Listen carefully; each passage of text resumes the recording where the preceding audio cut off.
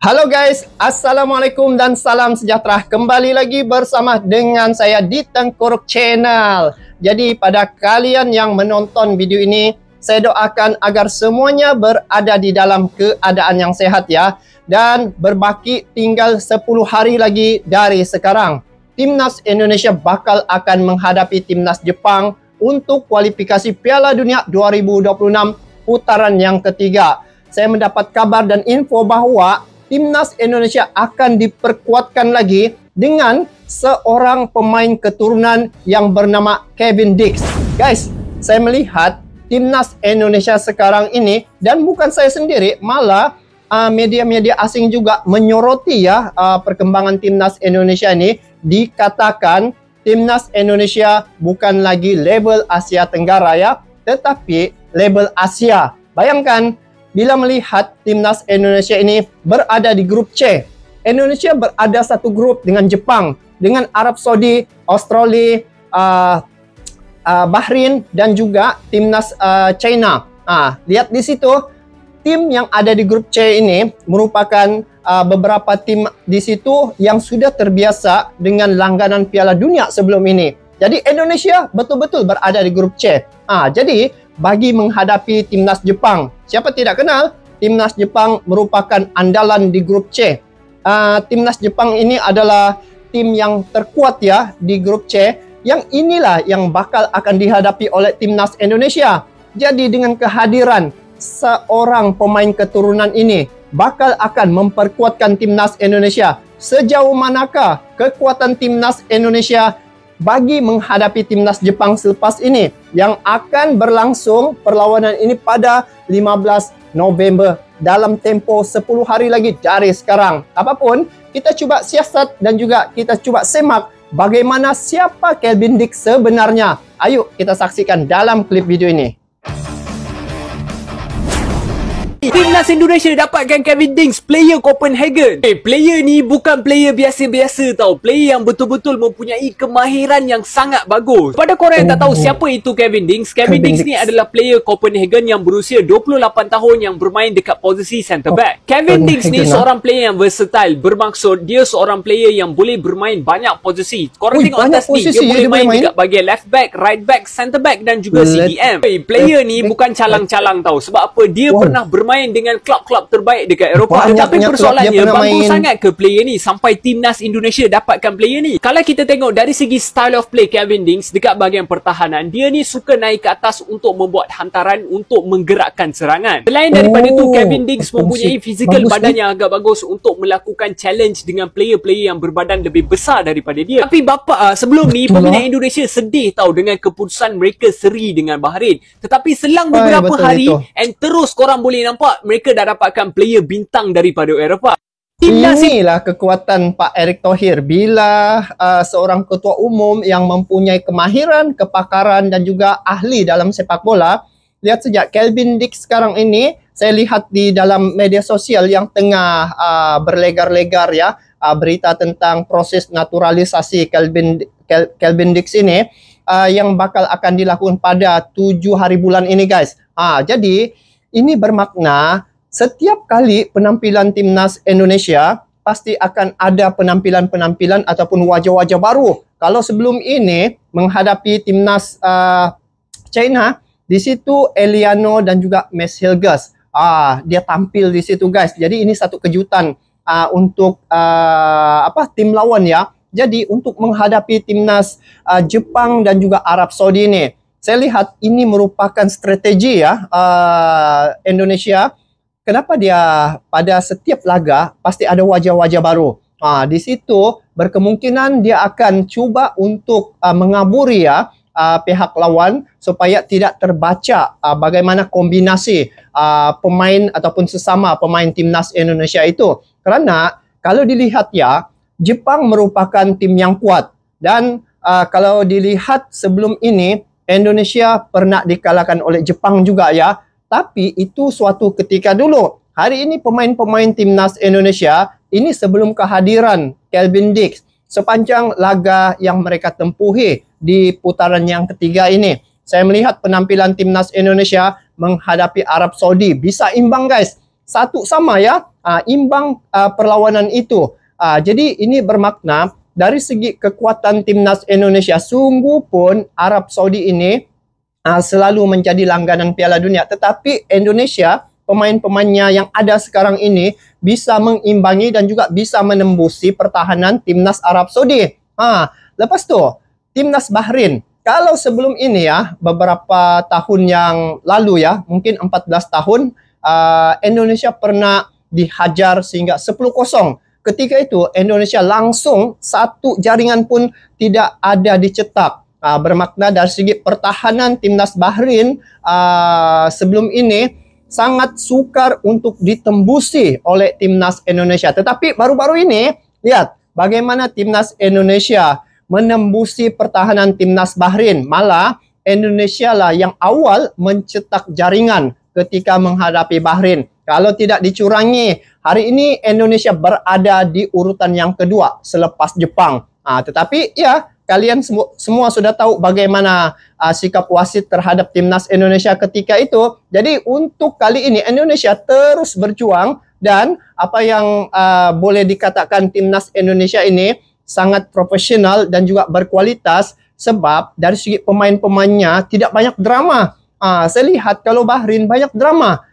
Drama yang mereka lakukan itu tidak menggunakan skill sepak bola, tetapi mereka menggunakan skill guling-guling ya, sebagai bentuk untuk mendapatkan peluang-peluang seperti tendangan percuma ya, ataupun free kick, tendangan sudut, dan itulah yang mereka guna pakai. Tetapi untuk timnas Indonesia, kalian mesti dapat memperhatikan bagaimana ketika timnas Indonesia bermain di lapangan. Dari segi guling-guling itu sangat tidak kelihatan, guys. Jadi dari segi kualitas, siapa yang lebih berkualitas? Tentu saja timnas Indonesia. Dan hari ini penampilan timnas Indonesia telah disoroti banyak negara, guys. Bukan sekadar di Asia Tenggara ini, malah negara Eropa juga turut menyoroti perkembangan timnas Indonesia, karena ini merupakan satu kejutan ya, guys, di mana timnas Indonesia adalah tim yang baru muncul, ataupun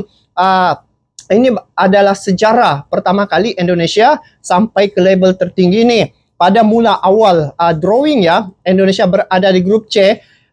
Indonesia sangat diremehkan oleh pihak lawan. Mereka mengatakan bahwa Indonesia sebagai jembatan untuk tim-tim yang ada di grup C ini untuk mendapat poin. Tetapi apa yang telah berlaku? Sebaliknya, apa yang teman-teman lihat? Indonesia menjadi ancaman pada tim seperti Arab Saudi, seperti Australia, Bahrain, dan juga China. Dan berbaki 10 hari lagi dari sekarang, Indonesia menghadapi Jepang. Jepang merupakan tim yang kuat, guys. Tetapi tidak mustahil timnas Indonesia bisa meraih poin. Apatah lagi Indonesia bermain di kandangnya sendiri.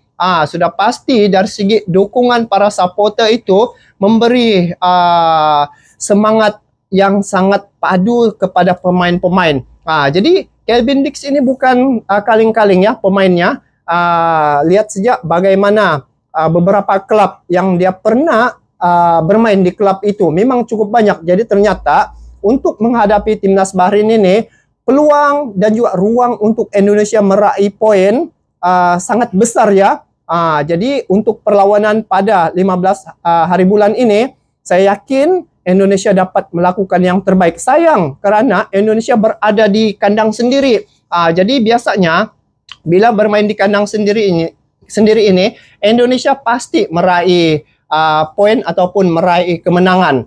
Begitulah yang saya lihat tentang perkembangan timnas Indonesia, dan ini merupakan kabar yang sangat baik apabila kehadiran Kelvin Dix ini dalam timnas Indonesia. Walaupun ada kabar mengatakan bahawa Kelvin Dix ini tidak dapat bermain ketika menghadapi Jepang, dia akan dapat bermain pada perlawanan seterusnya menghadapi Arab Saudi. Tetapi kalau saya lihat ya, kinerja Pak Erick Thohir ini memang cukup laju. Bayangkan, sebelum ini case seperti Eliano dan Miss Hilgers, ketika itu rombongan ataupun tim untuk membuat naturalisasi ini mereka datang ke kedutaan di mana Belgia ya, mereka melakukan proses naturalisasi itu di sana. Bermakna dari segi proses naturalisasi Kelvin Dix ini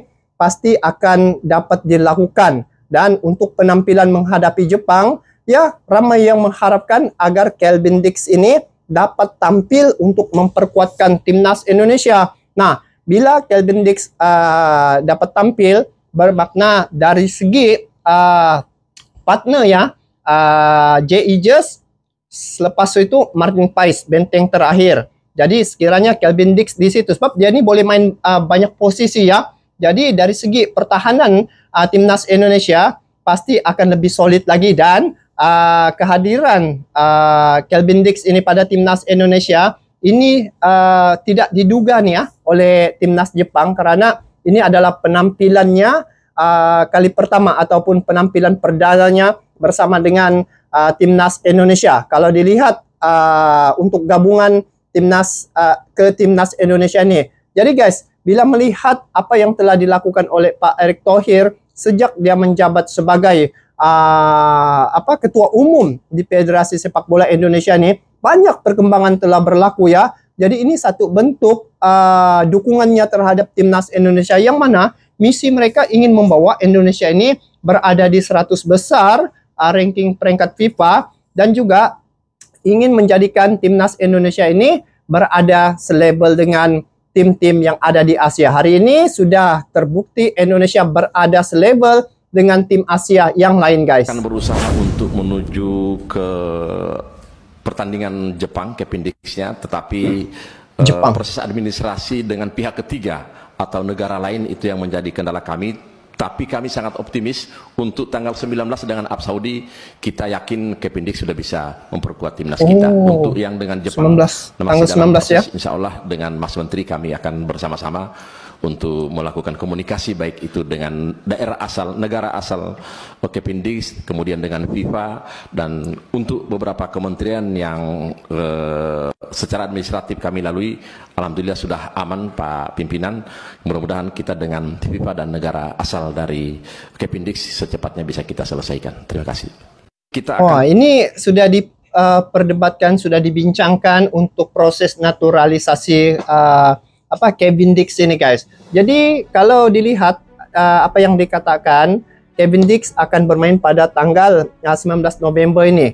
Tetapi saya masih teringat bagaimana Federasi Sepak Bola Indonesia melakukan proses naturalisasi Eliano dan juga Max Hilgers. Ketika itu prosesnya sangat laju, guys. Mereka membawa barang-barang semua ya ke kedutaan Indonesia yang berada di Belgia, dan mereka membuat proses naturalisasi itu di situ, akad sumpah itu di kedutaan di Belgia. Jadi rasanya untuk Kelvin Dix ini tidak ada masalahnya untuk dilakukan seperti mana yang dilakukan pada Max Hilgers dan juga Eliano.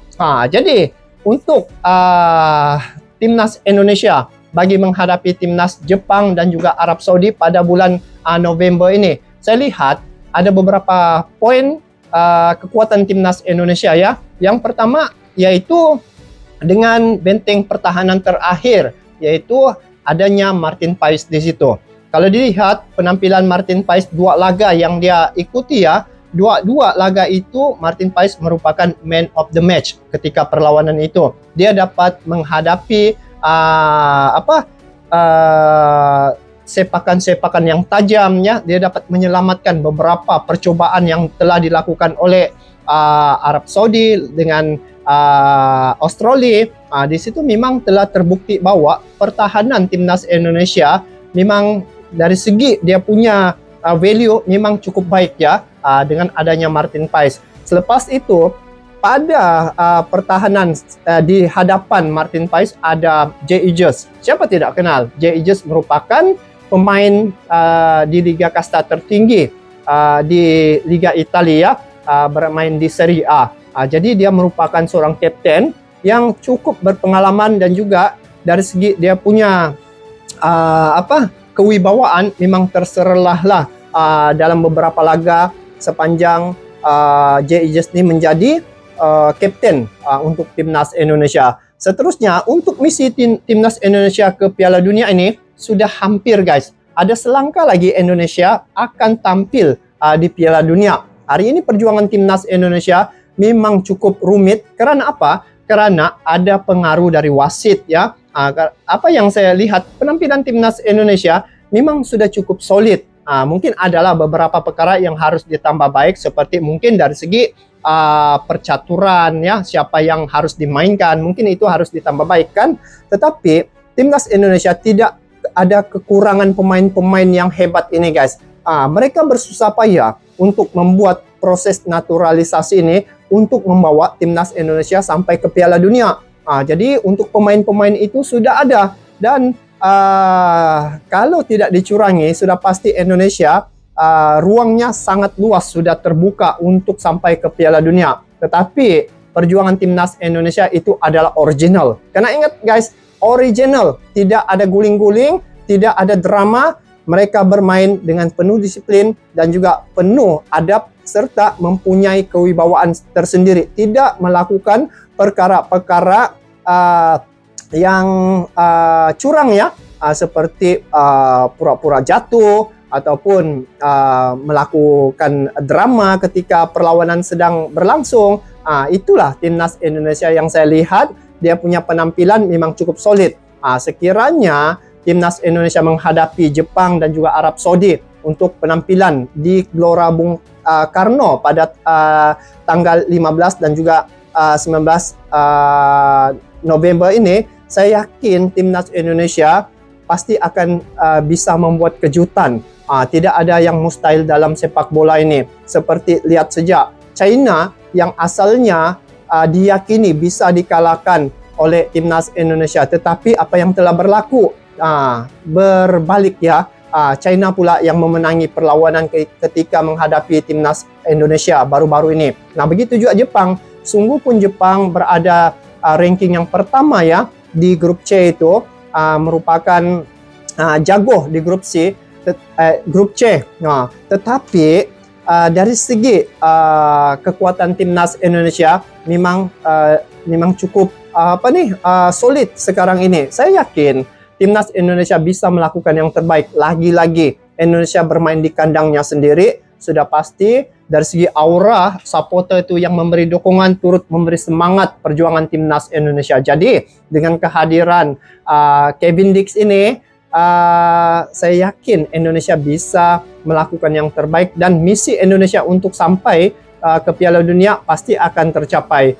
Sekarang ini guys, Indonesia menjadi perhatian ya, bukan sekadar di Asia Tenggara, malah luar negara juga turut menyoroti perkembangan timnas Indonesia, karena mereka melihat penampilan timnas Indonesia cukup solid. Jadi kita dari ASEAN ini juga turut memberi dukungan yang penuh terhadap perjuangan timnas Indonesia untuk laga menghadapi Jepang dan juga Arab Saudi yang akan berlangsung pada 15 November dan juga 19 November bulan ini. Jadi ada baki 10 hari lagi untuk timnas Indonesia melakukan persiapan, dan dengan hadirnya Kevin Dix nih, insya Allah Indonesia bisa meraih kemenangan dan Indonesia bisa sampai misi mereka ke Piala Dunia. Jadi itu saja guys untuk kali ini. Kita bertemu lagi di video akan datang. Sampai jumpa lagi. Assalamualaikum warahmatullahi wabarakatuh.